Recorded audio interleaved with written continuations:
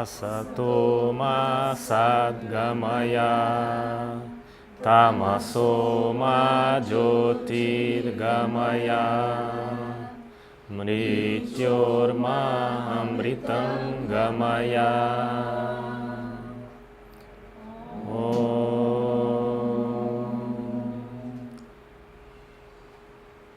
Mais uma vez.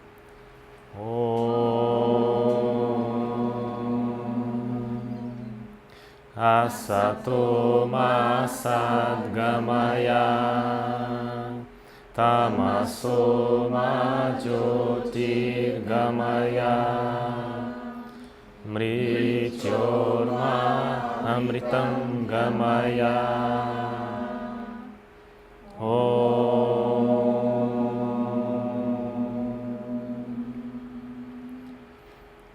Ó Senhor Supremo, leva-nos do irreal para aquilo que é real. Leva-nos da escuridão para a luz. Leva-nos da morte para a imortalidade. Om, paz, paz, paz. Hoje nós vamos tentar falar em 1 hora o que seria 5.000 anos de hinduísmo. Como isso é possível? Logicamente é impossível.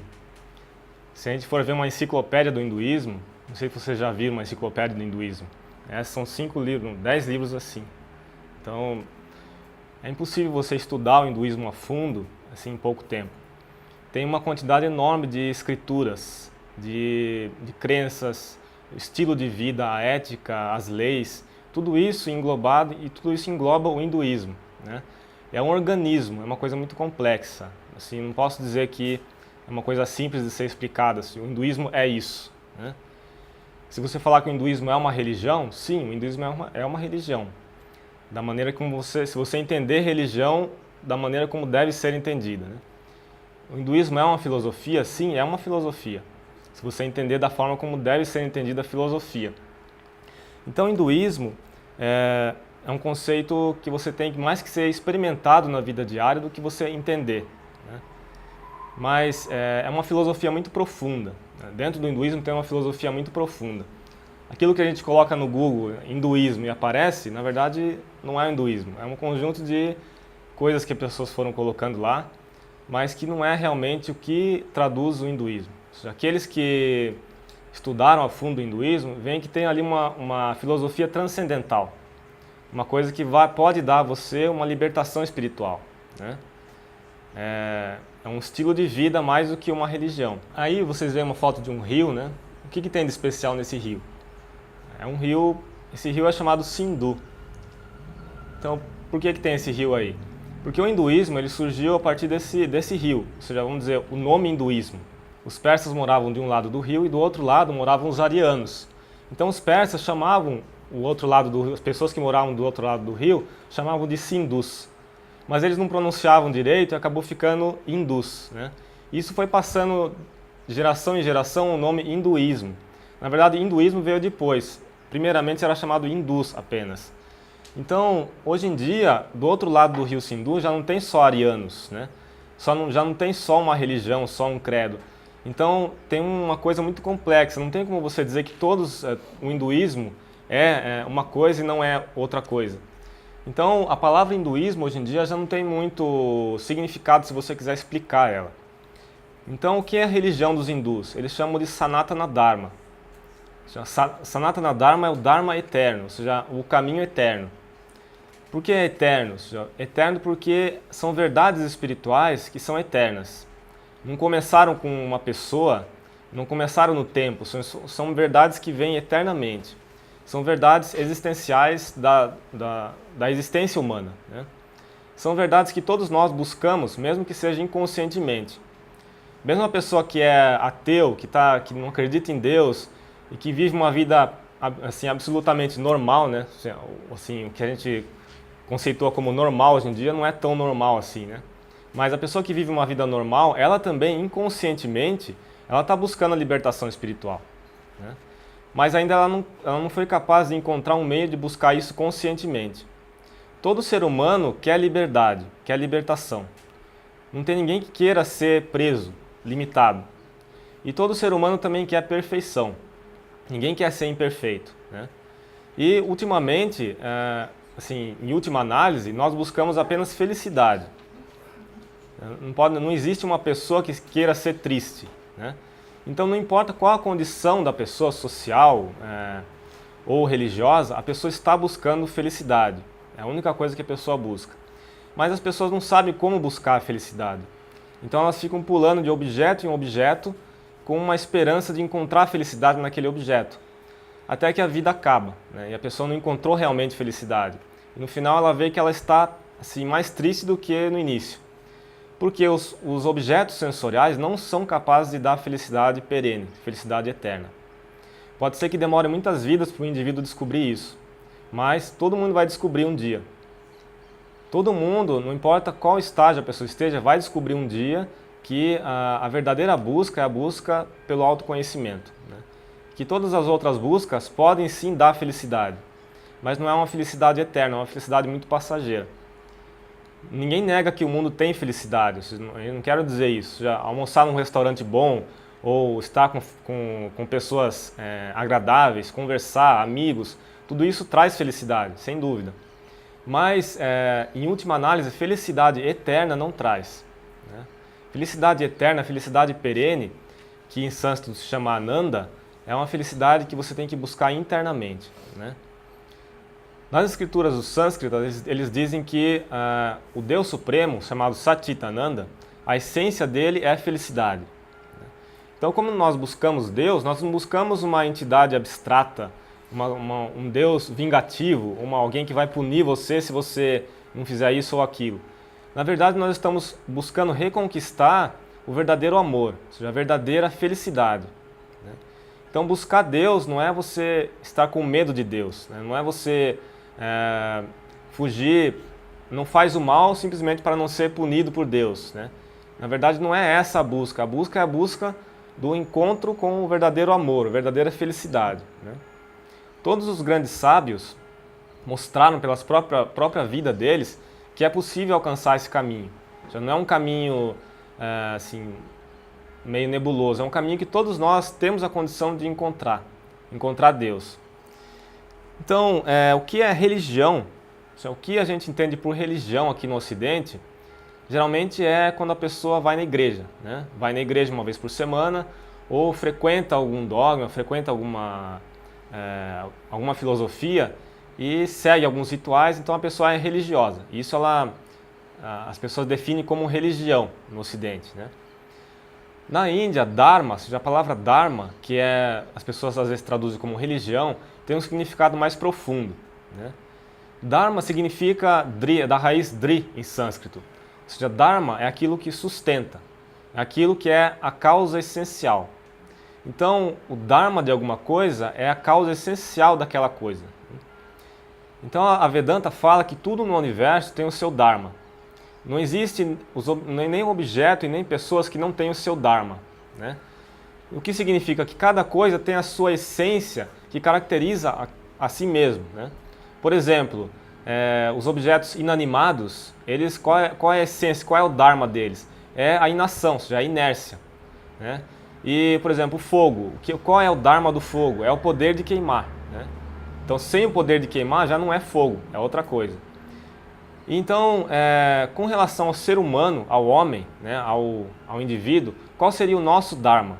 Chamado Manavadharma, o Dharma do homem. O que nós temos que seguir como Dharma? A Vedanta fala que o Dharma do ser humano, o Dharma do homem, é a sua capacidade ou o seu poder de buscar Deus, o seu poder de encontrar Deus, né? Esse é o Manavadharma do homem. Ou seja, o ser humano, o que diferencia nós dos animais, ou seja, o que diferencia eu de um cachorro, de um animal, é que eu tenho a capacidade, nós temos capacidade de buscar Deus conscientemente, enquanto o animal não tem. Então, é uma coisa assim, absolutamente certa que nós, como indivíduos, nosso verdadeiro dever, em última análise, nossa verdadeira meta na vida é encontrar Deus, buscar Deus, né? A gente pode ter diversas outras metas individuais, metas pequenas, mas a meta final é essa, encontrar Deus e se unir com Deus. Então esse é o nosso Dharma. Então esse Manavadharma, ou seja, se tornar-se divino, como isso é possível? Né? Como é possível nós, que somos seres limitados, nós achamos que somos limitados, como é possível a gente encontrar Deus, ou encontrar aquilo que é divino, aquilo que é infinito? Né? A Vedanta fala que isso é possível porque nós, na verdade, que tudo que existe é a unidade. Tá? Existe apenas uma única essência espiritual. E essa essência está no interior de cada um de nós. Né? Então nós podemos encontrar Deus porque, na verdade, nós já somos Deus, nós já somos essa essência. Né? É uma afirmação da Advaita Vedanta isso, que nós somos a própria realidade, a Aham Brahmasmi. Mas nós ainda não sabemos disso, nós temos um véu de ignorância que não nos dá esse tipo de conhecimento. Né? Qual é esse véu de ignorância? Por que nós não conseguimos ver Deus? Né? É muito bonito você falar, Deus existe ou Deus pode ser visto, mas por que eu não posso ver Deus? Né? Surge a pergunta. Eu, como um ser humano, por que eu não posso ver Deus? É justamente por causa das impurezas mentais. Nós temos que admitir que a mente ainda é impura. Se a nossa mente fosse absolutamente pura, nós seríamos seres iluminados, nós veríamos Deus. Mas por causa das impurezas mentais, nós não somos capazes de ver Deus. Eu enumerei aqui as 7 principais impurezas mentais que as Escrituras mencionam. Todo mundo já conhece. O primeiro, que é o carro-chefe, ou seja, aquele que puxa tudo, é o egoísmo. Né? O egoísmo é o primeiro causador de impureza mental. Depois vem a luxúria, a ambição, a raiva, o ódio, a inveja e o orgulho. Né? Então esses são coisas que nossa mente ainda tem. Eu não mencionei aqui o medo. Né? O medo seria a consequência de tudo isso. Né? Mas são impurezas que a mente humana tem que impossibilita de encontrar a verdadeira natureza.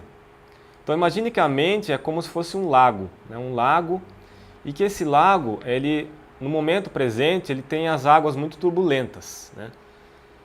Então, quando você quer ver o fundo do lago, você não consegue. Né? Você não consegue justamente por causa dessas impurezas mentais. Então, toda a missão, ou toda a meta da vida espiritual, de qualquer religião, ou seja, não estou falando apenas do hinduísmo, cristianismo, islamismo, qualquer religião que você busque, a meta é purificar a mente.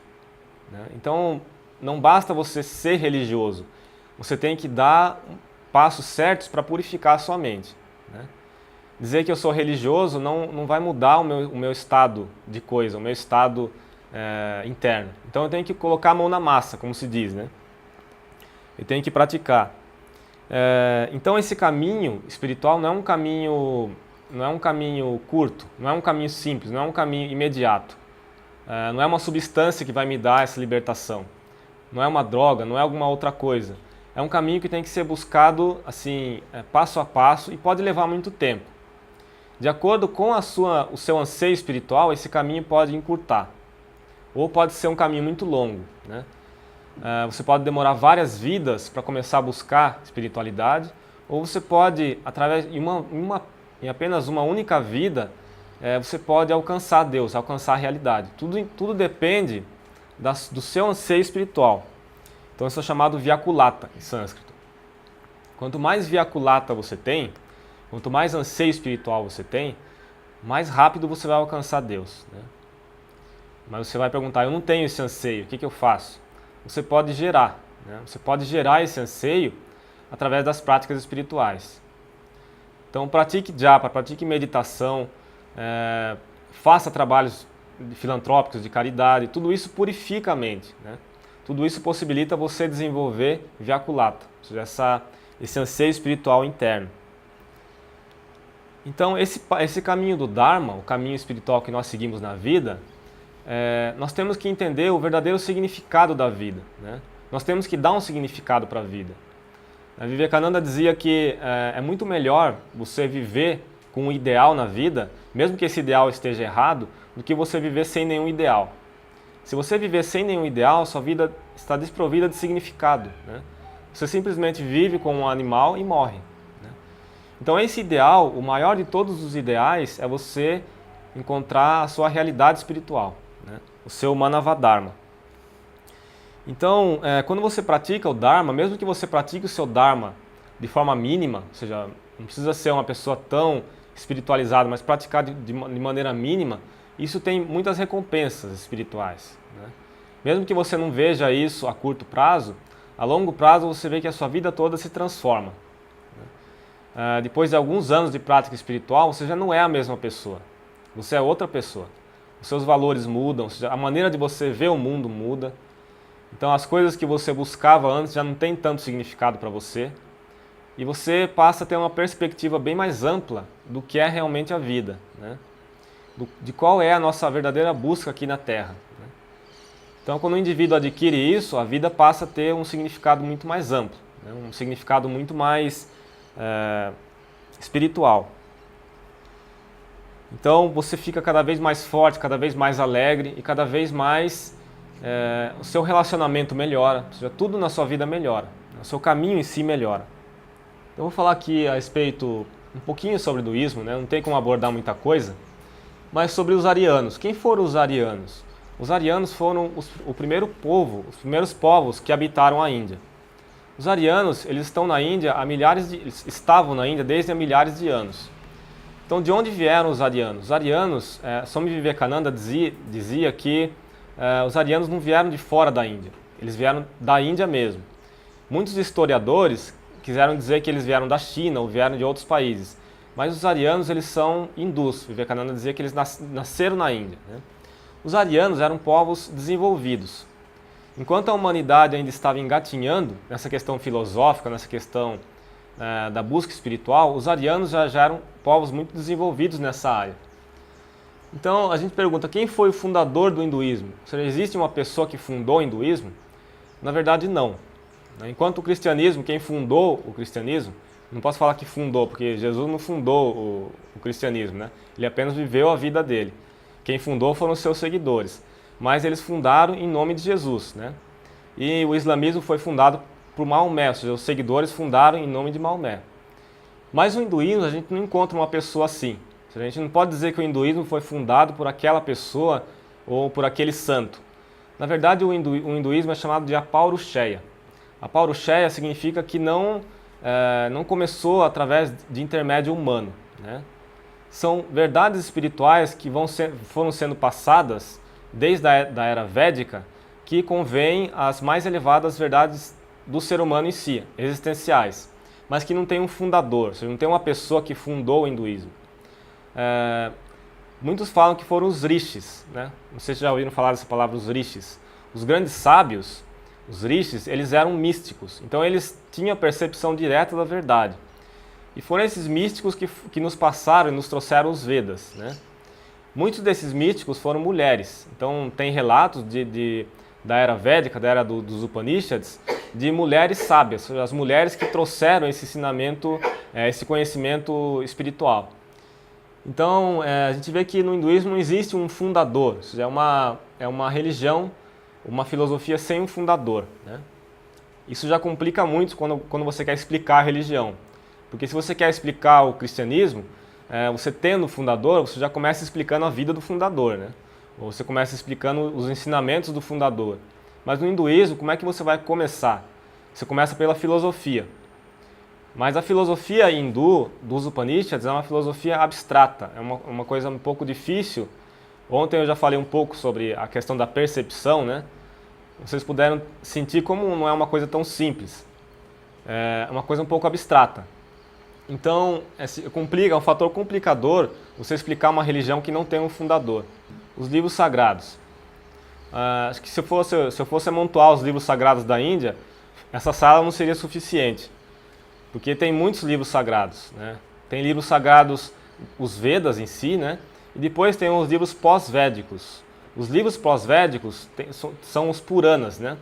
Os Puranas são livros mais para a massa, ou seja, para a população em geral. Enquanto o principal tratado, o principal livro do hinduísmo são os Vedas, né? Mas os Vedas seriam livros, né? Isso é a pergunta. São livros? Surgiram como livros? Na verdade, não. Eles foram um conhecimento que foi sendo passado de geração em geração verbalmente. Então o discípulo aprendia do mestre verbalmente. O mestre falava as verdades para o discípulo e ele ia passando para a geração seguinte. E assim que essas verdades chegaram até nós. Teve um grande sábio chamado Vyasa que compilou essas verdades na forma dos Vedas, né? Mas é uma coisa recente, não é uma coisa tão antiga. Mas os Vedas, eles vêm há mais de 5.000 anos atrás, né? Então é uma coisa que foi sendo passado verbalmente. Mas hoje em dia a gente conhece os Vedas como livros, né? Um pouco a respeito da língua sânscrita, né? O sânscrito é a principal língua dentro da Índia que transmite a verdade espiritual. Então qualquer escritura hindu vai estar em sânscrito. Não importa se é escritura antiga ou escritura nova, a escritura vai estar em sânscrito. A linguagem sânscrita ela é composta de caracteres chamados Devanagari. Então, o Devanagari, assim, a tradução literal que significa que é a língua dos deuses, já uma língua que veio por intermédio divino. Uma especialidade do sânscrito é que o sânscrito é capaz de transmitir verdades muito profundas em apenas poucas palavras, em poucos versos.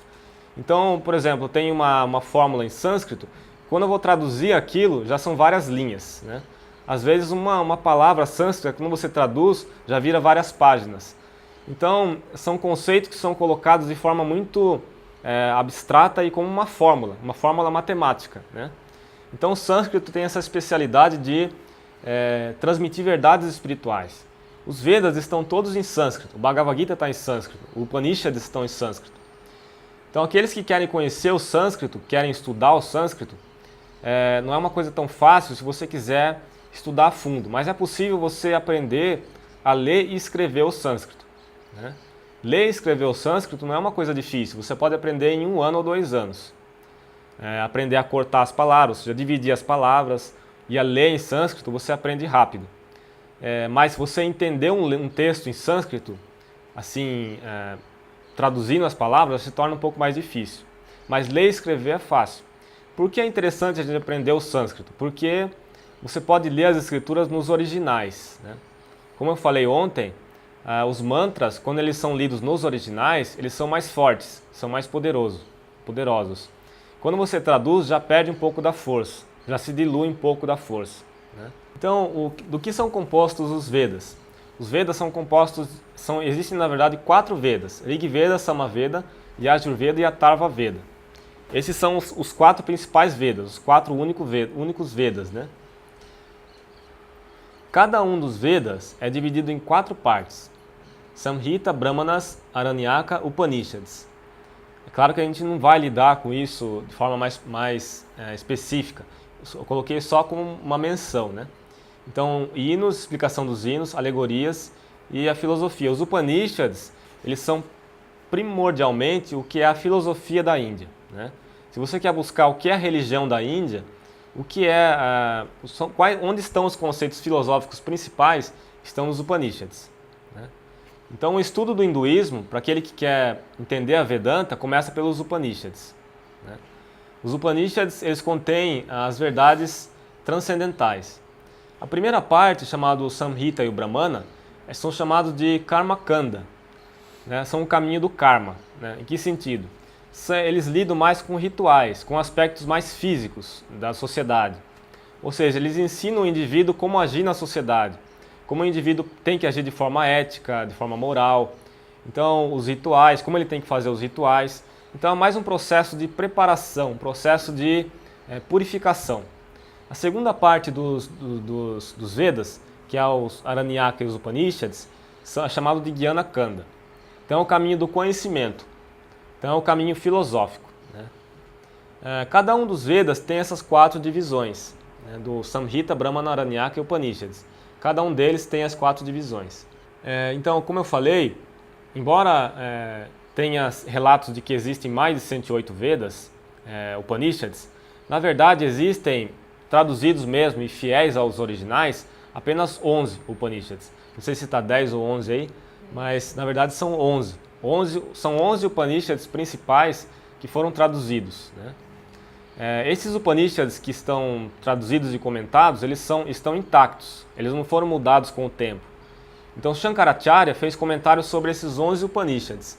Aqueles que querem estudar a Vedanta têm que começar estudando os Upanishads. Então estuda pelos comentários, né? Não queira pegar o original em si. O original ele tem conceitos muito abstratos. O comentarista ele vai dissecar aquilo, ele vai trazer numa linguagem que a gente possa entender. E o principal comentarista dos Upanishads, sem dúvida, foi Shankaracharya. Então, se vocês querem buscar na fonte um estudo da Vedanta, vocês têm que buscar o estudo dos Upanishads e comentados por Shankaracharya, né? Vocês podem também buscar outros comentaristas, como Ramanuja, como Madhava, mas, assim, abordando intrinsecamente a Advaita Vedanta, principalmente Shankaracharya. Swami Vivekananda, ele trouxe a Vedanta, mas ele não fez um comentário sistemático sobre os Upanishads. Ele colocou numa linguagem moderna, né? Ele colocou a Vedanta numa linguagem moderna. Ele seguiu todos os Upanishads, mas ele não lidou com os Upanishads de forma metódica, né? Então, para estudar os Upanishads, para estudar a Vedanta, é recomendável você estudar uma combinação, ou seja, do Shankaracharya com Vivekananda, né? Porque Shankaracharya, embora ele seja o principal comentarista, ele não está inserido num contexto moderno. Então você vai estudar uma Vedanta que é no contexto antigo, né, da sociedade antiga. Mas Vivekananda ele traz isso para a sociedade moderna. O primeiro deles é que a nossa natureza é divina. Nós somos seres divinos. Eu falo isso de forma bem simples, mas são Mahavakyas, Aham Brahmasmi. Ou seja, dentro dos Upanishads são Mahavakyas. São termos para que você possa meditar, né? Então, os Upanishads estão repletos dessas verdades transcendentais, que são contadas em forma de histórias às vezes, né? Então, apenas uma história dos Upanishads que eu vou contar, que mostra assim, sobre essa verdade transcendental, né? Então, um pai tinha um filho, né? E esse pai, ele era um sábio, ou seja, ele tinha conhecimento de Brahma, né? Os Upanishads falam que ele tinha conhecimento da realidade suprema. E ele tinha um filho. Na Índia é costume que o filho, quando ele completa certa idade, ele vai estudar com o guru. Então ele vai para a floresta e ele permanece ali com o guru vários anos, né? E depois que ele estuda na floresta, ele volta para a casa dele e começa a viver uma vida normal. Então o pai, que era um sábio, pediu para que o filho fosse estudar com o guru na floresta. E o pai falou para ele: filho, você aprende na floresta apenas o conhecimento de Brahma. Você aprende o que é Brahma, porque ele é a realidade suprema. E o filho foi embora. E lá na floresta ele aprendeu de tudo com o guru. Ele aprendeu matemática, aprendeu astrologia, aprendeu astronomia e aprendeu também conceitos filosóficos de Brahma, ou seja, o que é Brahma, a filosofia, aprendeu tudo, né? Depois que ele completou 13 anos, ele voltou para casa, né, e se encontrou com o pai. Quando ele chegou e encontrou com o pai, a primeira pergunta que o pai fez foi: filho, você aprendeu o conhecimento de Brahma? Né? E o filho ele ficou muito feliz e começou a explicar para o pai dele o que era Brahma, né? E explicou por muito tempo o que seria Brahma. E depois da explicação toda, o pai falou: meu filho, depois de todos esses anos, você não aprendeu nada sobre Brahma, né? Porque Brahma não pode ser explicado por palavras. Então, se você tivesse aprendido realmente o que é Brahma, eu teria visto assim que você entrou pela porta, mas você não aprendeu. Então ele falou: vá ali no quintal e pegue uma fruta, pegue um figo, né? Aí o filho foi lá, pegou um figo. E o pai falou: agora abra esse figo no meio. O filho abriu. Falou: o que você vê nesse figo? Ah, eu vejo a polpa. O filho falou: eu vejo a polpa do figo. Agora pegue uma semente desse figo, né? E o filho foi lá e pegou a semente. Agora quebra essa semente no meio. O que você vê dentro dessa semente? Ah, pai, eu não vejo nada. Você não tem nada dentro dessa semente. O pai falou: aí que você se engana. Ou seja, dentro dessa semente está a essência de uma grande árvore, né? Então a essência dessa grande árvore é invisível, ela está dentro da semente. Da mesma maneira, nesse universo fenomenal existe uma essência que é invisível, né? E ela é a base de toda a existência. Então tudo que existe, existe por causa dessa essência, embora essa essência seja invisível, né? Então nós estamos permeados por essa essência espiritual que nós não conhecemos, nós achamos que não existe, na verdade. Como esse filho do sábio, né? Então, os Upanishads têm muitas dessas histórias, né, repletos dessas histórias. Agora, os Smritis. Os Upanishads, os Vedas, eles são considerados como Shrutis. Shrutis são as principais autoridades das escrituras na Índia. Então, quando eu falo qual é a autoridade máxima das escrituras na Índia, são os Vedas, que são os Upanishads, né? O Bhagavad Gita e os Brahma Sutras, né? Então, aqueles que querem fundar qualquer sistema filosófico na Índia, eles fazem comentários, eles nunca divergem dos Upanishads, do Bhagavad Gita e dos Brahma Sutras, né? Mas existe uma outra gama de escrituras que não são parte dos Shrutis, né? Não são parte dessas 3 escrituras que eu falei, né? Que são os Smritis. Então imagine que os Smritis eles foram feitos mais para a massa, ou seja, para as pessoas que não conseguem entender conceitos filosóficos tão abstratos. Então eles contêm o Manu Smriti, que são os livros de leis, os épicos, Ramayana, Mahabharata e o Bhagavad Gita. Embora o Bhagavad Gita esteja dentro do Mahabharata, o Bhagavad Gita ele é considerado como um Shruti, né? Mas ele está dentro do Mahabharata. Mas o Mahabharata é um grande épico hindu, o Ramayana também é um grande épico, com mais de 100 mil versos. Os Puranas, né? Existem diversos Puranas na Índia. Os Puranas existem várias histórias dos Puranas, histórias purânicas. Essas histórias elas são contadas até hoje nos vilarejos hindus. Então, se você for nos vilarejos, você vai ver que no final da tarde eles têm geralmente um teatro, né? Em todo vilarejo. Eles montam uma peça teatral e ali eles começam a fazer peças das histórias purânicas. Todo vilarejo da Índia tem isso, né? As crianças gostam, os velhos gostam, todo mundo se reúne ali para ver as peças teatrais todos os dias. Então ali nessas peças são contadas as verdades das escrituras através de histórias, né? Que são os Puranas. E os Tantras. Então tem uma coisa muito nebulosa em volta da questão dos Tantras, né? Muitos dizem que os Tantras é um caminho escuro, ou seja, um caminho que leva para um lugar diferente. Mas, na verdade, os Tantras eles são escrituras válidas, assim como os Vedas, né? O Ramakrishna, ele provou na vida dele que os Tantras podem ser praticados por qualquer aspirante, sem que o aspirante leve uma vida impura, né? Porque na Índia, surgiu uma determinada época lá, o caminho da esquerda dos Tantras e o da direita, né? Aqueles que seguiam o caminho da esquerda seguiam um caminho meio errado, ou seja, eles misturavam nos rituais tântricos algumas coisas que são consideradas impuras, né? Enquanto o caminho da direita dos Tantras é o caminho que leva à realização divina. O que prega os Tantras? O que diz os Tantras?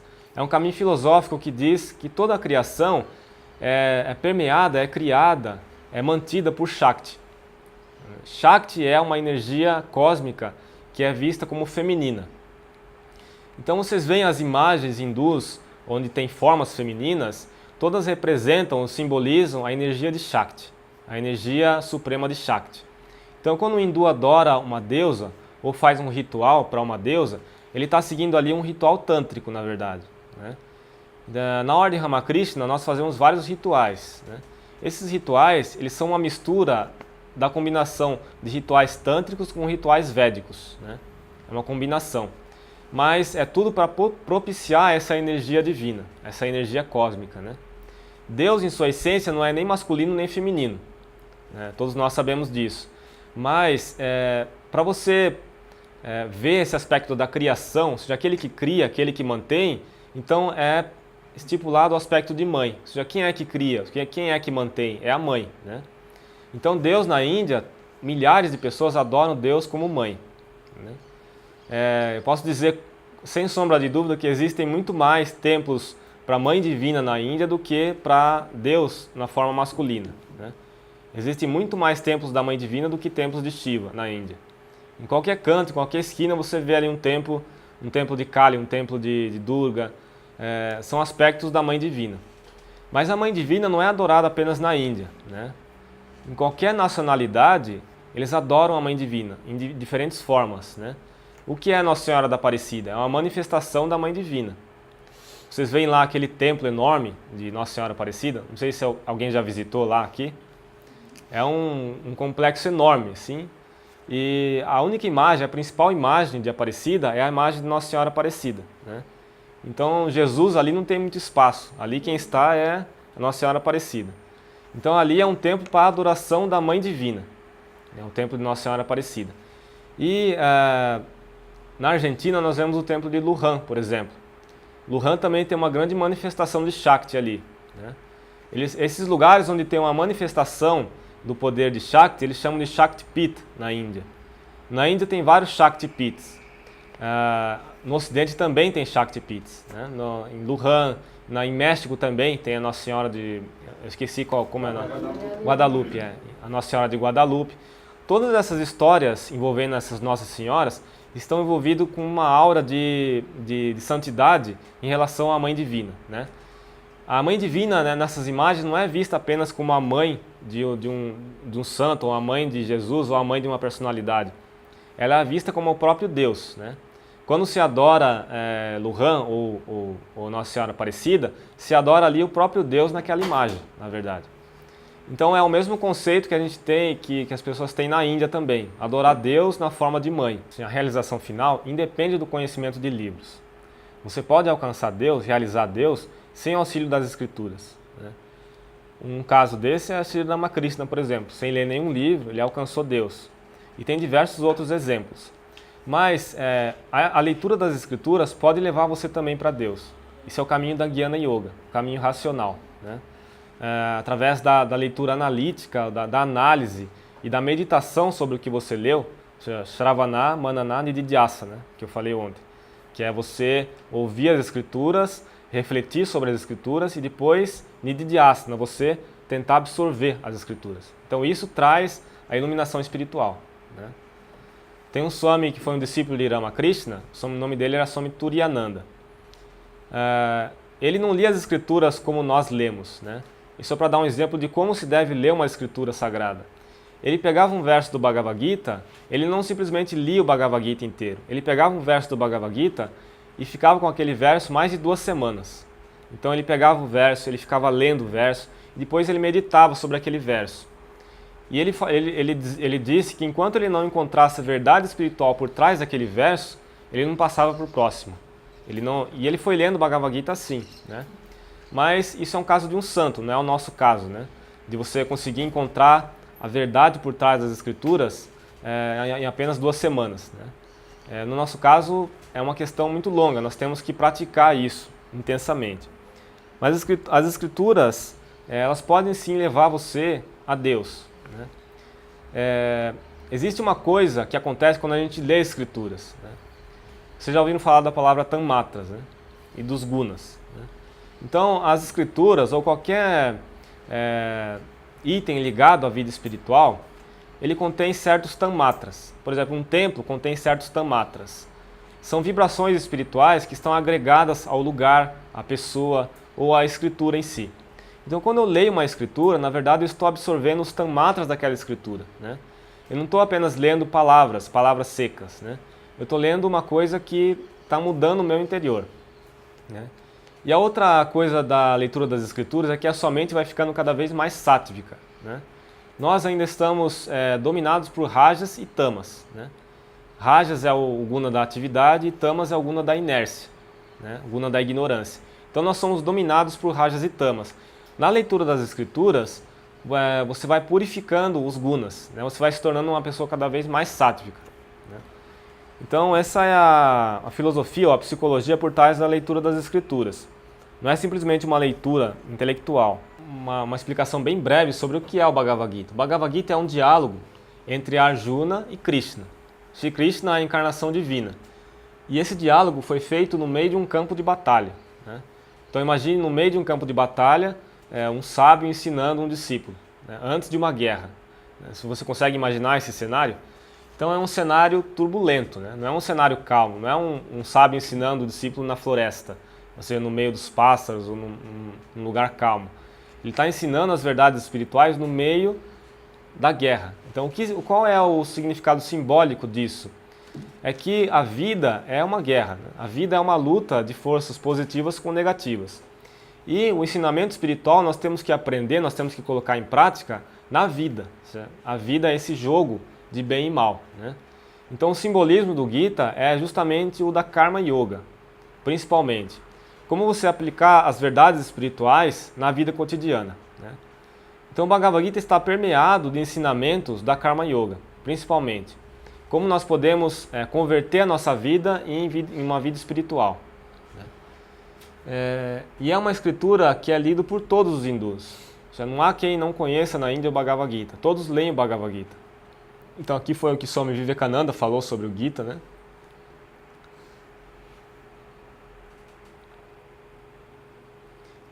É um comentário sobre um filósofo ocidental, né?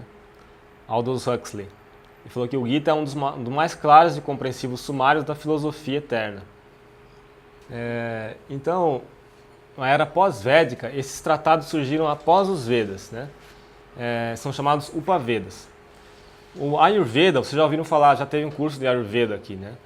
O Ayurveda está dentro dos Upavedas, ele não está dentro dos Vedas. É a ciência da vida, ou seja, a ciência da saúde e da vida, né? Ele é um Upaveda, ou seja, é uma ciência, ou seja, foi uma ciência comprovada hindu, mas que não está dentro dos Vedas, né? Aí tem o Gandharva Veda, lá tem Natya Shastra, a arte do teatro, e Artha Shastra, a arte da economia. Esses são apenas alguns deles, tá? Tem a parte militar também, que os Kshatriyas usavam também, que é um Upaveda também. Ele ensina a arte de como se tornar um militar, né? Isso é um Upaveda também. Aqui eu vou passar bem brevemente sobre as 6 escolas de filosofia religiosa hindu. Essas 6 escolas são chamadas darshanas, né? São 6 darshanas. Eles são pós-védicos, né? Vocês veem ali que a yoga ela está inserida dentro dos darshanas. Então a yoga ela é um tratado, uma psicologia, uma filosofia que surgiu pós-védico, não é uma coisa védica. A yoga foi fundada principalmente por Patanjali, né? Patanjali foi um grande sábio que ninguém sabe realmente quem foi. Não tem um relato bem sério sobre quem realmente ele foi e nem a data que ele nasceu, mas as pessoas supõem que ele nasceu há 500 anos antes de Cristo, né? Na Índia, os sábios não se preocupavam tanto em deixar seu nome escrito nas escrituras ou deixar para a posteridade quem foi ele, né? Então muitas escrituras hindus permaneceram anônimas, né? E os Yoga Sutras de Patanjali, embora se diga que foi Patanjali que fez, ninguém sabe realmente quem foi Patanjali, né? Mas você já conhece o que é yoga. Yoga é o caminho da meditação, né? Yoga no Ocidente é conhecido como Hatha Yoga, né? As pessoas falam yoga é Hatha Yoga.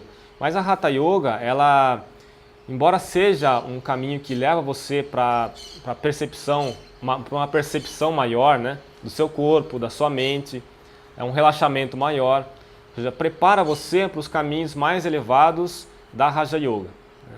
Então a Hatha Yoga é uma técnica, um fundamento que dá a você mais longevidade, mais saúde física e mental, né?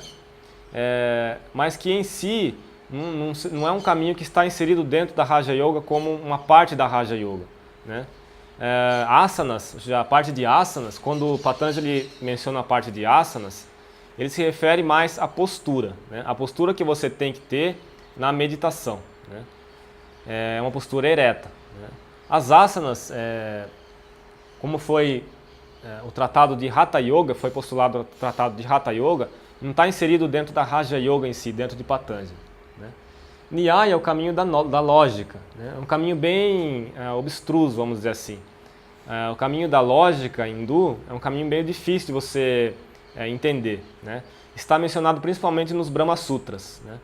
Então aquele que quer ler os Brahma Sutras, geralmente ele estuda primeiro os Upanishads, ele tem um bom conceito da filosofia Advaita, para depois estudar Nyaya, para estudar a lógica hindu, a lógica, essa filosofia Nyaya. E tem o Vaisheshika. Já o Vaisheshika não é muito estudado. Mas uma característica de todos esses 6 darshanas, por que é chamado darshana? Darshana é percepção direta, né? Então a filosofia, enquanto não leva o indivíduo a uma percepção direta, ela não pode ser chamada de filosofia, né? Simplesmente teoria não faz uma filosofia. Então filosofia é aquele caminho que leva você a descobrir diretamente, a ter uma percepção direta de Deus, uma percepção direta da realidade. Então cada um desses caminhos, se a pessoa praticar sinceramente, ele vai alcançar a percepção direta, né? É bom a gente ter uma ideia de alguns mestres do hinduísmo, né? Buda, ele nasceu na Índia, ele viveu na Índia e morreu na Índia. É um mestre hindu. Embora Buda tenha ido contra os Vedas, ou seja, o Buda não aceitou os Vedas. Por quê? Porque na época que Buda nasceu, a Índia estava dominada por superstição. Então as pessoas praticavam os rituais cegamente, né? Sem saber por que estavam praticando. E os Brahmanes dominavam a sociedade. Então a sociedade era dominada por uma superstição em todas as fases, né? E Buda, na época que ele veio, depois que ele atingiu o Nirvana, ele viu que realmente tinha que mudar esse conceito. Então ele falou, seja uma luz para si mesmo. Ou seja, não busque a sua luz no exterior, ou seja, através de uma pessoa ou através de rituais. Seja uma luz para si mesmo. Então ele não seguiu nenhum dogma, nenhuma doutrina. E ele mesmo falou, não me adore, ou seja, depois que eu morrer, não me adore, ou seja, não coloque imagem de Buda, ou seja, vocês busquem a verdade suprema, né, que ele chamava de Nirvana. Mas o que aconteceu? Buda morreu e os seguidores fizeram milhares de imagens e adoram Buda. Essa é a natureza do ser humano, né? O ser humano não consegue viver sem um suporte externo, né? É muito difícil você buscar uma coisa desconhecida sem um suporte, né? Então, o budismo, embora Buda tenha pregado que Deus não existe, e que não existe da maneira como a gente entende o que é Deus, né? Mas como um princípio abstrato ele existe, né? Mas Buda não pregou imagens, ele era contra a adoração de imagens, mas os seus seguidores, eles cultivavam a adoração de imagens. O budismo ele é muito pouco corrente hoje na Índia, ou seja, tem muito pouco do budismo hoje na Índia. A gente vê o budismo principalmente em outros países, por exemplo, Sri Lanka, Ilha de Maurícios, e outros lugares, Malásia, onde o budismo está mais espalhado, né? E também o Zen budismo. No Ocidente, o Zen budismo hoje está muito conhecido, né? Mas o Buda ele foi um mestre, ou seja, é considerado uma encarnação divina, né? Uma encarnação divina que conheceu a realidade suprema. Os ensinamentos de Buda são muito parecidos com os ensinamentos da Vedanta. Tem algumas diferenças básicas, conceituais, mas a busca e a filosofia em si é muito parecido com a Vedanta. Na verdade, Buda ele seguia o caminho da Advaita Vedanta. Se você for buscar o caminho de Buda, é o caminho da Advaita Vedanta, ou seja, o caminho não dual, ou seja, o caminho que você busca Deus pelo não dualismo. A diferença é que Buda ele conceituou, ele disse que o Nirvana é o vazio, a extinção, né? Mas enquanto que a Vedanta diz que a realização do Samadhi é a realização onde você vai encontrar Satchidananda, né? São diferentes abordagens para a mesma coisa, né? Pode passar. Vocês já ouviram falar do mestre Ramanuja? É um mestre hindu que ele deu o conceito do monismo qualificado, né? Ele mostrou, diferente de Shankara, ou seja, Shankaracharya, ele mostrou o monismo puro. Ramanuja ele já tem mais o aspecto devocional. Ele fala que ele não colocou o universo simplesmente como uma ilusão, ou seja, ele colocou uma sobreposição sobre Brahma. Ele disse que o universo realmente existe, Deus existe, mas que nós somos partes de Deus, né? Então, assim como a natureza é diversificada, mas todos nós, como um todo, somos partes de Deus. Ou seja, o cosmos, a mente, o intelecto, o corpo humano e o universo, tudo isso, o conjunto de tudo isso é Deus, né? Então ele admite a diversidade, é um monismo qualificado. Proponente da Advaita Vedanta. A Advaita Vedanta é um monismo puro. O monismo puro, ele parte do princípio de que este universo, como nós conhecemos, em realidade não existe. O que existe em realidade é apenas Brahman, a realidade suprema, né? Para aquele que teve a realização da Advaita Vedanta, o universo desaparece. Ou seja, o que acontece? O universo realmente desaparece? Na verdade, o universo se transforma, né? Ele vê o universo apenas como Brahman. É muito fácil a gente tentar explicar isso assim, através de conceitos, né? Mas isso não entra na nossa mente, né? É uma coisa difícil da gente aceitar. porque é uma coisa que tem que ser percebida, na verdade, é uma coisa experiencial, né? É uma percepção direta. Por exemplo, como que eu posso dizer que Brahman é uno, ou seja, existe apenas uma única realidade, e ao mesmo tempo eu conheço o universo de diversidade, né? Se existe a diversidade, como é que existe apenas uma única unidade? Então, o hinduísmo, dentro desse conceito dos darshanas e das filosofias do hinduísmo, em resumo, a parte prática do hinduísmo, a parte que realmente importa do hinduísmo é a parte prática, né? Então o hinduísmo é imensamente prático. Enquanto você estiver apenas no nível da teoria, você não se tornou uma pessoa que está praticando o hinduísmo, né? Então a principal tarefa da prática hindu é principalmente você limpar a sua mente, né? É uma tarefa simples. Inicialmente você tem que ver qual é o problema básico, é limpar a mente, né? Porque uma vez que você limpa a sua mente, você adquire intuição, né? Você é capaz de ver verdades que outras pessoas não veem. Swami Bhaskarananda, que alguns daqui conhecem, ele deu uma vez uma explicação o que é uma mente pura e uma mente impura, né? Então suponha que nós todos conhecemos H2O, né? H2O é a água, né? A água ela existe em 3 estados, sólido, líquido e gasoso, né? O gelo, a água e o vapor. A água no estado sólido, como gelo, ela não tem liberdade nenhuma. Então ela não pode correr, ela não pode fluir, e ela adquire a forma do pote que ela foi congelada, e ela não tem liberdade, ela sempre fica naquela mesma forma. Então esse é o gelo, absolutamente sem liberdade. A água na forma líquida, ela já tem um pouco mais de liberdade. Se você tira do pote, ela flui, né? Os rios fluem. E tudo é um pouco mais fluido do que o gelo, né? Mas o vapor, ele tem liberdade absoluta. Ou seja, ele é invisível e ele pode estar em qualquer lugar. Ou seja, ele está aqui, ele sai pela janela. Então o vapor ele é mais sutil.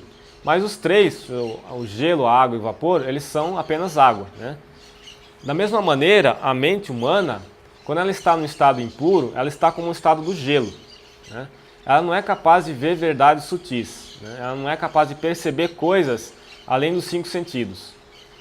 E por isso que muitas pessoas, geralmente, por não entender a vida espiritual, consideram essa busca como uma busca inútil, uma busca fantasiosa, né? Então tem um santo católico, né? Santo Anthony, né? Dos pais do deserto. Ele dizia que, ele falou para um discípulo dele, nunca fale de devoção para uma pessoa que não está preparada para ouvir sobre devoção, porque senão você vai parecer um idiota. É isso que ele falou. Geralmente o que ocorre é isso. Se você falar sobre verdades espirituais para pessoas que não querem ouvir isso, você vai ser ridicularizado, né? É como jogar pérolas aos porcos, né? A pessoa vai ridicularizar e não vai aceitar o que você está falando. Justamente porque a mente dela, ela não está preparada para receber essas verdades, né? É como você quiser colocar um prego numa parede, né? Uma viga de concreto.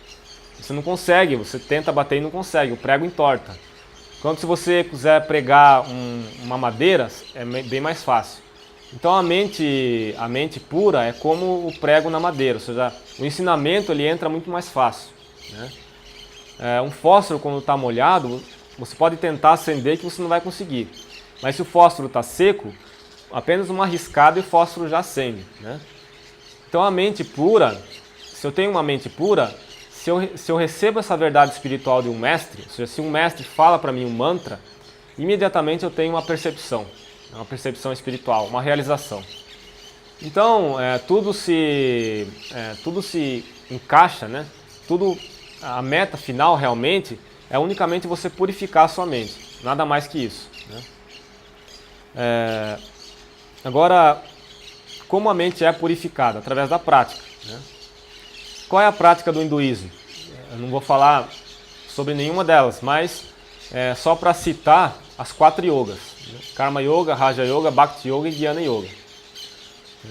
Cada uma dessas práticas, elas purificam a mente. Eu não falei sobre o papel da mulher do hinduísmo, né?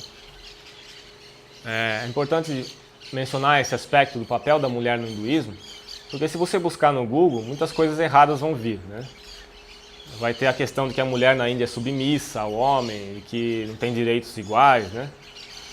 Mas eu posso dizer com certeza que, do que eu estudei, do que já me falaram, do que eu vi, que isso não é muito verídico, né? Desde a era védica, a mulher ela é tida na Índia com autoestima, assim, ela é colocada num alto pedestal. Então a mulher é a base da família na Índia, né? O conceito de mãe na família é uma coisa que eles prezam muito. Você vê às vezes até pessoas comuns chamando outras pessoas de mãe, né? Mesmo que não seja sua mãe, né? Isso é um costume na Índia. Às vezes uma pessoa vai comprar alguma coisa e chama a atendente de mãe ou outras pessoas de mãe. Pode parecer estranho pra gente, né? Mas eles têm muito forte isso, o conceito de que o aspecto feminino é um aspecto ligado à divindade, né? Então o aspecto de mãe para eles é o máximo.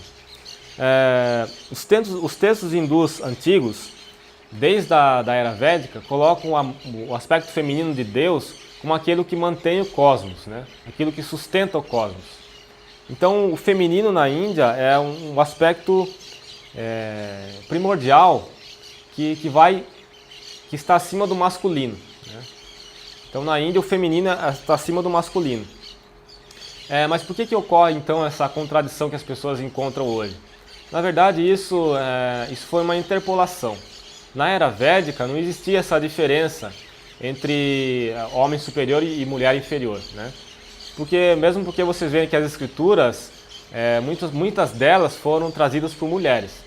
Se existisse mesmo esse conceito de inferioridade, as escrituras não seriam trazidas por mulheres, né? Então, na Índia antiga, na era védica, não existia essa diferença. Surgiu depois. A Índia foi invadida muitas vezes, né? Os muçulmanos invadiram a Índia, os babilônios invadiram a Índia. E cada uma dessas invasões colocava na cultura da Índia algumas coisas estranhas à cultura, né? Então essa coisa da submissão da mulher ao homem é uma coisa que foi introduzida depois, né? Não é uma coisa que existia na Índia antiga. Por exemplo, nas escrituras antigas, na escritura védica, está mencionado que a mulher deve ser adorada e adornada. Onde a mulher é adorada, os deuses ficam felizes. Isso são versos das escrituras. Onde as mulheres não são tratadas bem, os rituais não dão frutos. Então eles tinham esse respeito ao aspecto feminino na Índia, né?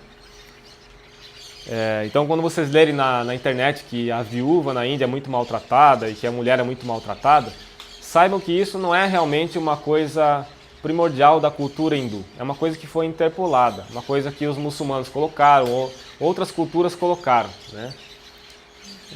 Mas a gente sabe que cada país tem os seus defeitos, né? Nenhum país é perfeito. Então na Índia, claro que vai ter o seu lado ruim e o seu lado bom. Em alguns lugares, sim, você vai ver que a mulher é tratada como inferior.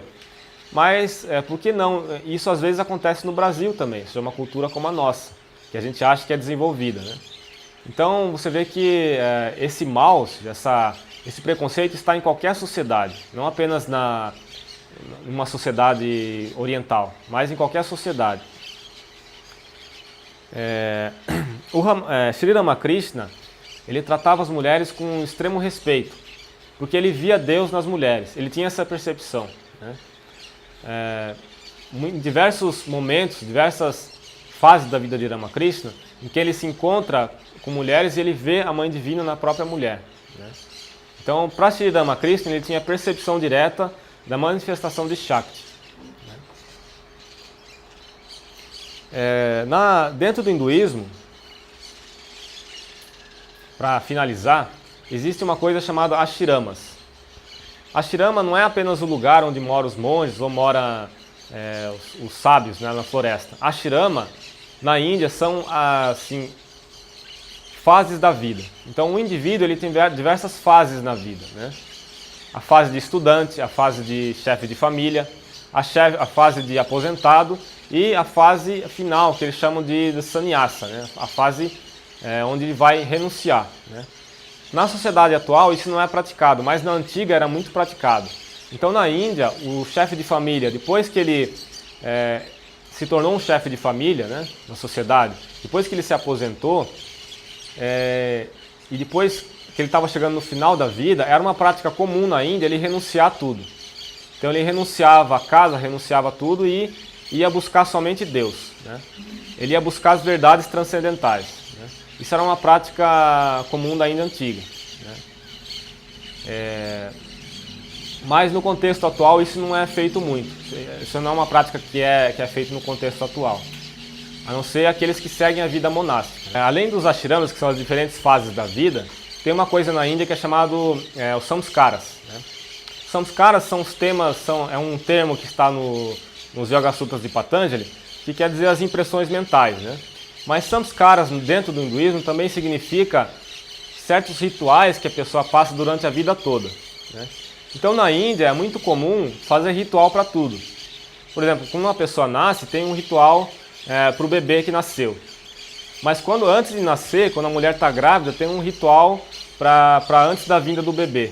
Então tem certos mantras que a grávida pronuncia para que o bebê nasça com um despertar espiritual, né? Então na Índia tudo é sacralizado, né? Não significa o significado disso não é você ser supersticioso, né? Mas é que você dá mais valores para a vida, né? A vida no Ocidente hoje está desprovida de valores, né? Não tem valores no casamento, não tem valores na sociedade, nos relacionamentos não tem valores. Então o casamento começa hoje e termina amanhã. A sociedade é toda assim, desprovida de valores. Então na Índia eles estão muito fortes com essa coisa de você manter os valores na sociedade. Então esses samskaras são rituais que são feitos em cada fase da vida. Por exemplo, quando uma criança vai tomar o primeiro alimento sólido, existe um ritual chamado anaprasha. Esse anaprasha é quando a criança vai comer a primeira porção de arroz, né? Então tem todo um ritual para isso. Tem um significado profundo por trás desses rituais, né? Então aí a foto do anaprasna, como um ritual do bebê, os pais dando a primeira comida sólida para o bebê, né? Isso é um samskara dentro da Índia. Pode passar a próxima foto. Isso é um ritual de casamento, né? Eu não falei sobre o casamento, mas o casamento é considerado na Índia como um samskara também. Então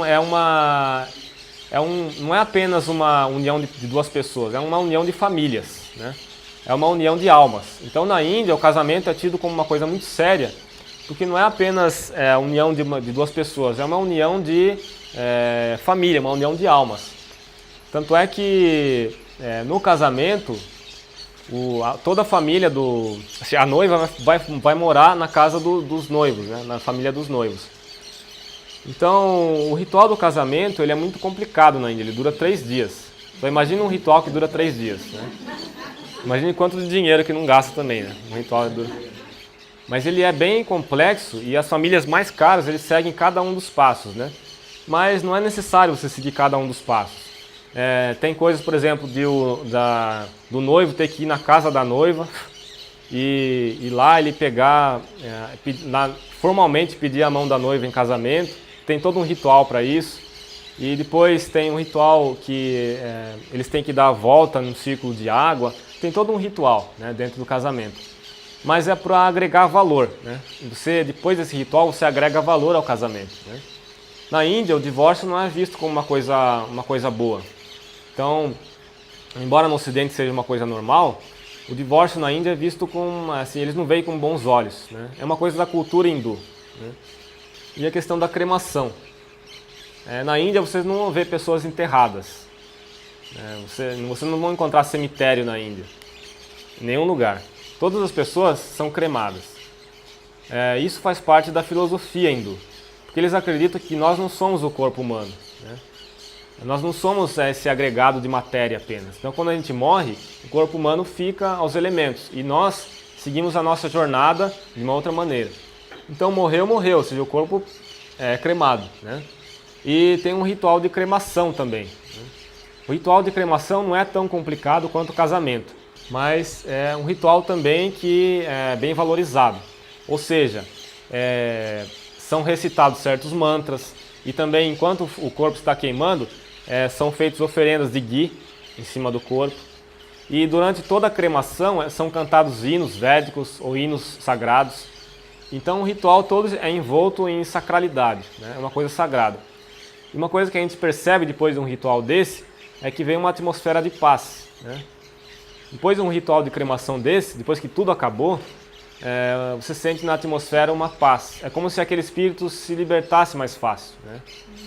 Então existe todo um significado para esses rituais, né? E depois que é cremado o corpo, as cinzas são colocadas geralmente dentro de um pote, e esse pote é levado para dentro do rio. Então alguém vai entrando no rio com o pote em cima da cabeça, e ele vai entrando devagar no rio, enquanto isso está sendo cantado os hinos védicos, né? E a pessoa vai entrando dentro do rio até que o pote comece a ir por si mesmo, né? Então isso simboliza que aquela jornada não acabou, né? A vida continua, né? Não, para os santos têm um costume diferente. Os santos não são cremados, só os santos não são cremados. Geralmente os santos são imersos no rio sagrado, né? Quando morre um santo, existe um ritual bem mais elaborado, né? E também, geralmente, eles colocam o corpo do santo, né, durante um tempo em algum lugar, de forma que os seus discípulos podem vir pela última vez e tocar os pés dos santos. Eles falam que isso tem um significado muito profundo. Tocar os pés do guru pela última vez. Então, quando falece um santo, às vezes vem discípulos de todos os lugares para tocar os pés dos santos, né? O corpo de Ramakrishna? O corpo de Ramakrishna foi cremado. Foi cremado Tem Belur Mate aqui, você atravessa o Ganges, do outro lado tem um crematório. Ele foi cremado ali e as cinzas foi levada para Belur Mate. E onde tem o templo de Ramakrishna hoje, onde tem a imagem de Ramakrishna, embaixo da imagem tem uma urna com as cinzas de Ramakrishna. Então é um costume na Índia também, você pegar as cinzas do santo, o santo que é cremado, né? Assim, não é uma coisa universal, não significa que todos são imersos, alguns são cremados. Depende da localidade, né, para falar a verdade. Em Benares, quase a totalidade das pessoas são cremadas, inclusive os santos. Enquanto que lá nos Himalaias, eles imergem o santo no rio sagrado, né? Então, como Ramakrishna estava em Calcutá, que é a parte mais sul, o corpo foi cremado. E em cima das cinzas do santo, geralmente é construído o templo desse santo, né? Eles falam que você ter a relíquia de um santo tem uma força espiritual muito grande. Então você construir um templo sobre aquelas relíquias, a relíquia, na verdade, o que eu quero dizer são as cinzas, né? Tem um valor espiritual muito grande, tem uma força espiritual ali, né? Então Vivekananda foi construído em cima das relíquias dele, a Santa Mãe, o templo, foi construído em cima das relíquias, e grandes santos também foram construídos em cima das relíquias. Os santos católicos eram um pouco diferentes, eles costumavam pegar partes do corpo, né, e levar para diferentes lugares. Então você vê um dente de São João da Cruz ou um pedaço do dedo de São Tomás Aquino. Mas assim, na cultura hindu, eles não pegam partes do corpo, eles pegam as cinzas.